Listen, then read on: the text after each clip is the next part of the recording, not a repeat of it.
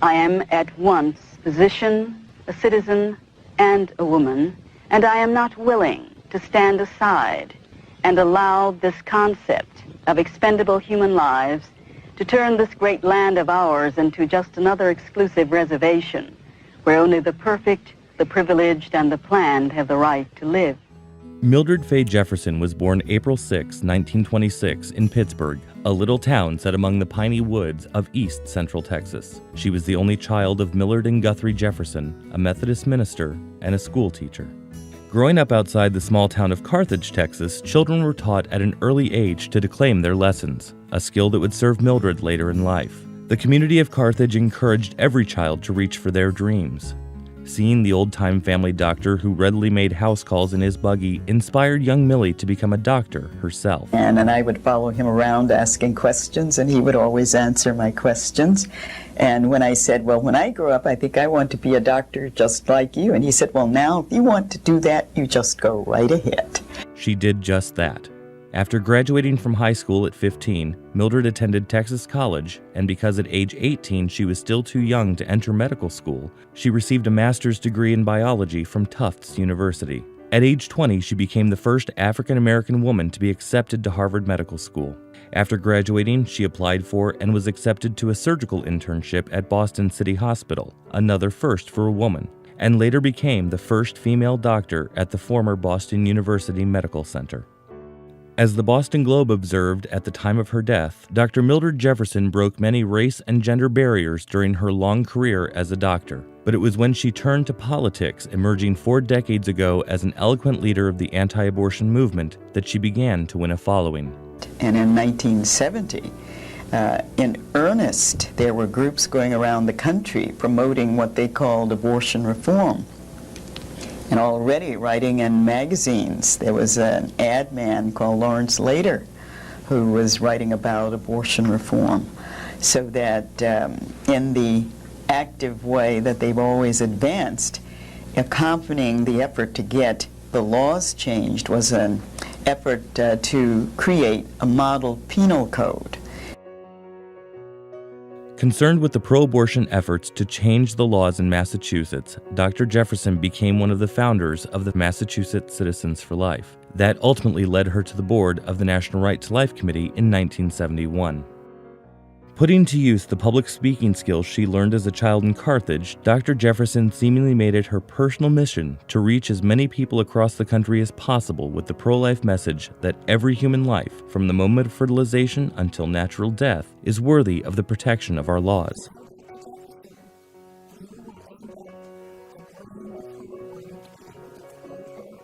You cannot match her on TV. She was incredible.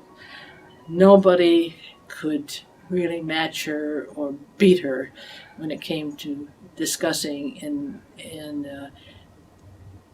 arguing the issues for life.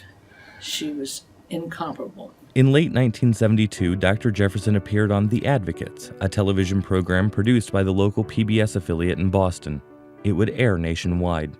So great was her eloquence and passion for defending human life that it caused one politician to completely rethink his views on the issue of abortion, a conversion that would ultimately impact pro-life efforts for decades to come. Shortly after the show aired, he wrote to Dr. Jefferson, "I hope you won't mind my writing to you, but I had to tell you how truly great you were in your testimony on the Advocates program regarding abortion.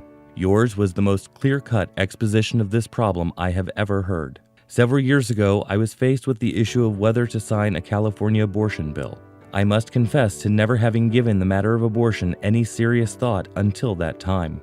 No other issue since I have been in office has caused me to do so much study and soul-searching. I wish I could have heard your views before our legislation was passed. You made it irrefutably clear that an abortion is the taking of human life. I'm grateful to you. Sincerely, Ronald Reagan." When the Supreme Court legalized abortion in 1973, the pro-life movement quickly gained momentum in every state. National Right to Life's network of state affiliates and local chapters, as well as its representative board of directors, increased. Sitting as the representative of Massachusetts Citizens for Life, Mildred Jefferson was elected vice chairman of the NRLC board in June 1973. The following year, she was elected chairman of the board, and in 1975, she became president of National Right to Life. Her election as president catapulted Mildred Jefferson and her unmatched ability to articulate the pro-life message further onto the national stage. She was a highly sought-after speaker and traveled the country extensively, speaking at state and local Right to Life events and conventions.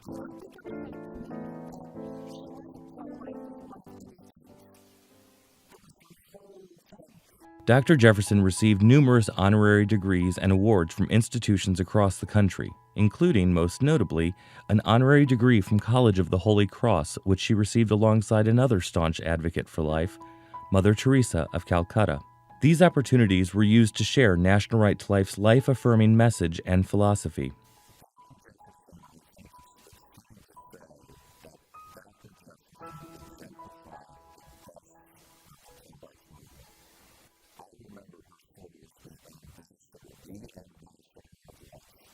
She would speak wherever she had the opportunity to share the beauty of life, regardless of whether her audience was pro-life or not. Appearing at a Minnesota women's conference in the 1970s, Mildred Jefferson captivated an entire auditorium.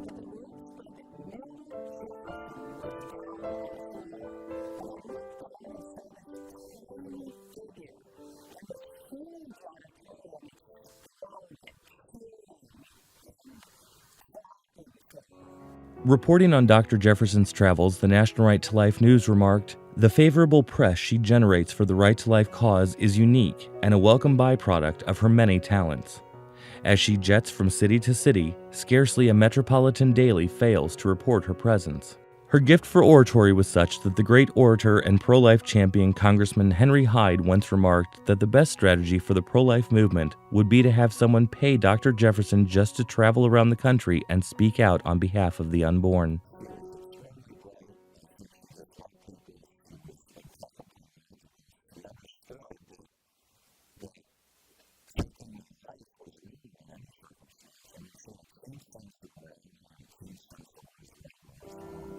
Dr. Jefferson would use her credentials as a surgeon and the fact that she was a woman as a springboard to talk about protecting life and the realities of abortion at conventions, in the press, and in numerous appearances before various congressional committees. In one congressional appearance in 1981, she told members, "With the obstetrician and mother becoming the worst enemy of the child, and the pediatrician becoming the assassin for the family, the state must be enabled to protect the child, born and unborn." During those congressional appearances, Dr. Jefferson certainly encountered pro-abortion members of Congress and knew it fell to pro-lifers to change the political tide in the country.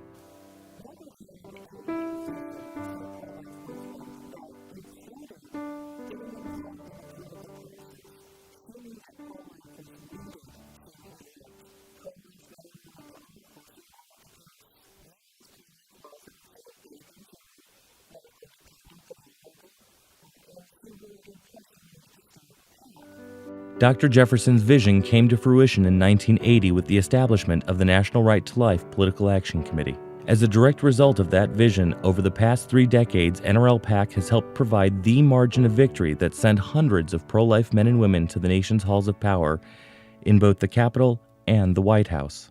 Whether it was testifying before Congress, speaking before a group of concerned pro-life citizens, or talking one-on-one with a friend or colleague, the effusive Dr. Jefferson connected with every person to whom she spoke.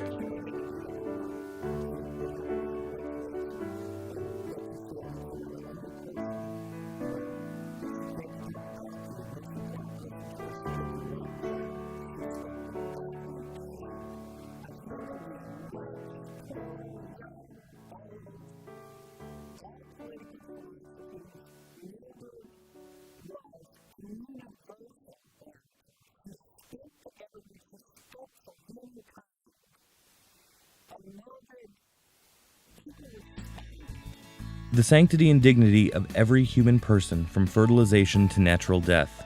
It was a universal message from a universal orator. Dr. Jefferson knew this was a cause that would bring together a cross-section of America. Writing in the 1977 National Right to Life Convention book, she observed, "We come together from all parts of our land, we who are known as the Right to Life people. We come rich and poor, proud and plain, religious and agnostic, politically committed and independent. We can only agree on our respect for life and our determination to defend the right to life." After devoting decades of working to protect the most vulnerable, Mildred Jefferson never thought of quitting. She continued to share the pro-life message to all who would listen.